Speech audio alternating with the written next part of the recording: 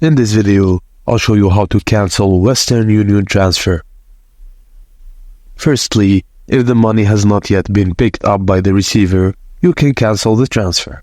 If the funds have already been collected, the transfer cannot be cancelled. To cancel, log into your Western Union account.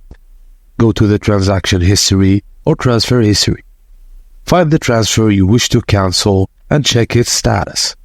If eligible, you'll see an option to cancel the transfer. Follow the prompts to complete the cancellation. Also, you can call Western Union's customer service at the number provided on their website. Make sure to have your tracking number and other relevant details. Details ready. Request the cancellation of the transfer and the customer service representative will guide you through the process. Also, you can go to their company and cancel in person. Provide your ID and the tracking number. And that's it, guys. Thank you for watching, and please don't forget to like and subscribe for more.